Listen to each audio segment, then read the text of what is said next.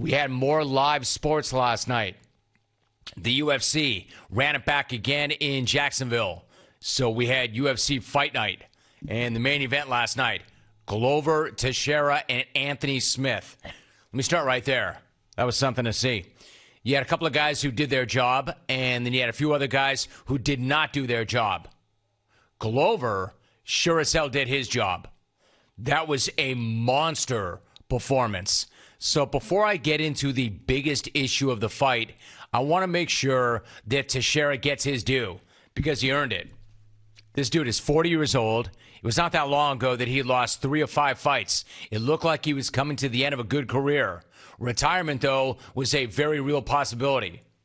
He has won 4 straight, and now you could have a conversation about whether or not he might get a look at the belt before he's done. This guy looked amazing last night and was in trouble early on, but looked amazing.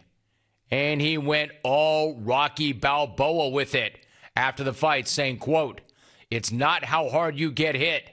It's how hard you get hit and keep coming back." So he has looked tremendous of late. Possibly never better than of late. And he's 40. Similarly, it was 14 months ago that Anthony Smith was fighting John Jones for the lightweight belt. Smith is no tomato can. You know, maybe a late bloomer, but a very effective fighter, a dangerous fighter. And in the first round, Smith was giving Teixeira a lot of trouble. He looked great. He was popping his jab effectively, setting up his right, mixing in his kicks, generally having his way. It looked like it was going to be a long night for the older Teixeira.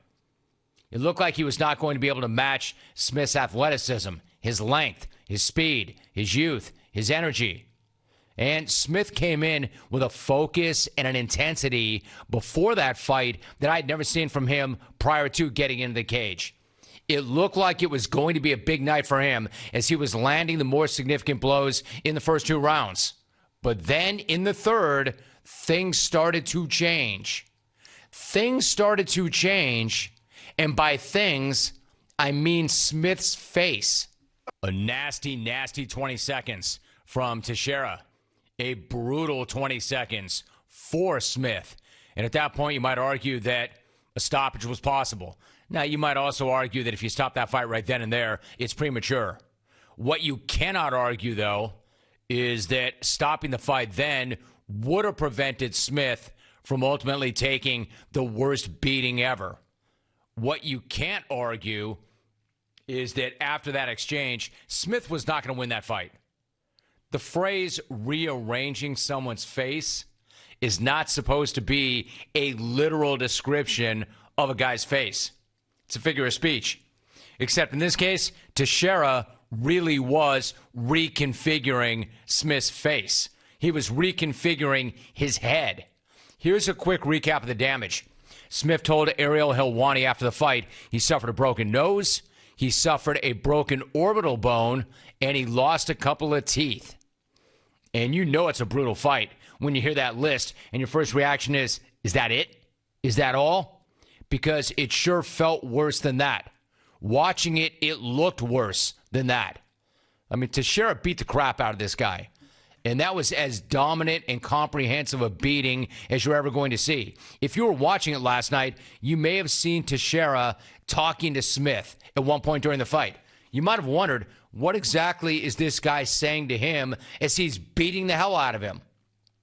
But because there was no crowd, Mike's actually picked up the conversation. Teixeira said, "Sorry, Anthony, it's part of the job." Smith's response was, "What?" Teixeira said, "Sorry, part of the job," to which Smith said, "Yeah, it is what it is, bub."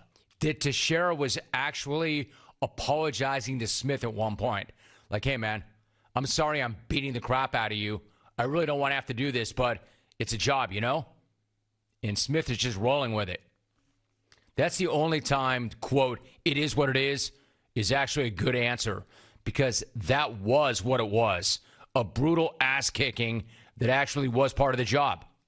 And Teixeira is such a classy pro that while administering it and knowing the damage he was doing, he was actually apologizing to the dude that he was administering that beating to. It is what it is, but more to the point, it was a beating that should have never gone on as long as it did. Again, the fight could have been stopped in the third. Frankly, I'm still not sure how Smith even made it out of that round. It definitely should have been stopped in the fourth, during the fourth, or after the fourth, and there's no way that Smith should have been permitted to come out to take even more punishment in the fifth, because it was clear long before then that he could no longer defend himself and he could no longer hurt Teixeira. And don't get it twisted, nothing but immense respect for Smith and his toughness and his courage. He was never going to stop. He was never going to quit. But it should have never reached the fifth round, let alone another minute 4 before it was stopped. If Dana White said it was hard to watch, we're talking about a pretty brutal beating. If Daniel Cormier is flipping out, we're talking about something really bad happening. And they're right. And I'll get to this later on, but exactly where the hell was Smith's corner when their guy was getting beaten to a pulp? What were they watching? Because I'll tell you what I was watching. I was watching Teixeira punch Smith's ear right off his head. Seriously, that's not even an exaggeration or an exaggeration for effect. That was a legitimate concern for me. I thought there was a chance we were going to see Teixeira give Smith a Vincent Van Gogh. Like, dude, where is the rest of his ear?